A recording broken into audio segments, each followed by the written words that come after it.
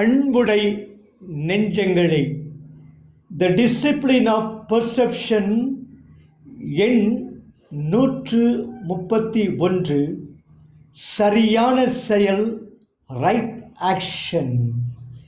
குற்ற உணர்வு சிறைச்சாலையை விட மோசமானது.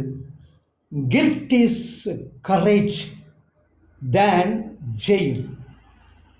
மன அமைதியை பெறுவதற்கான சிறந்த வழி எதுவும் மன அமைதியை பெறுவதற்கான சிறந்த வழி தவறு எதுவும் செய்யாமல் இருப்பதுதான்.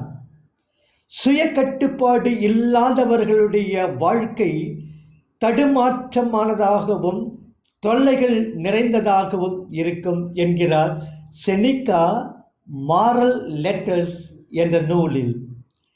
சட்டத்திடமிருந்து தப்பியோடி பல ஆண்டுகளாக தலைமறைவாக இருக்கின்ற குற்றவாளிகள் பின்னர் தாங்களாகவே காவல்துறையிடம் சரணடைவதை பற்றி யோசித்து பாருங்கள்.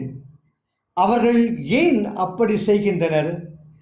அவர்கள் சுதந்திரமாக இருந்தனர்.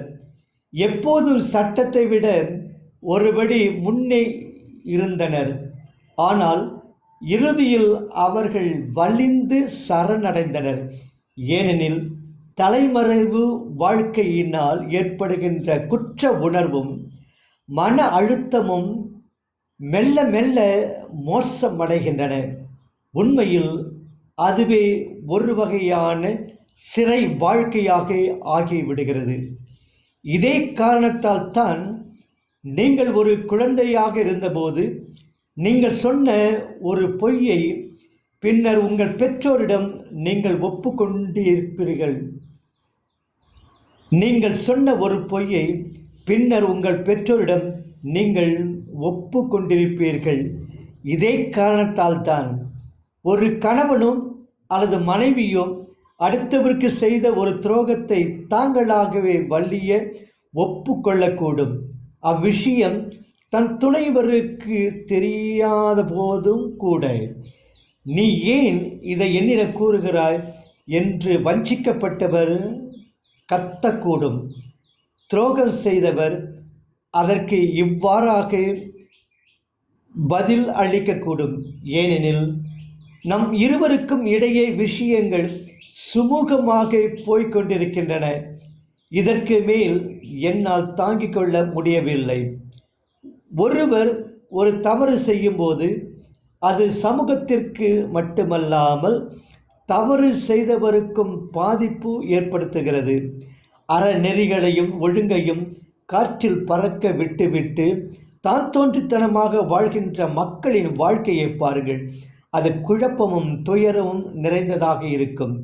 இந்த தண்டனை சமுதாயம் கொடுக்கிற தண்டனையை விட எப்போதும் மோசமானதாகவே இருக்கும்.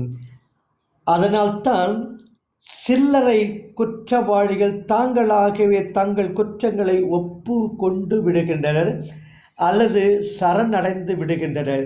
அவர்கள் எப்போதும் இப்படி செய்வதில்லை.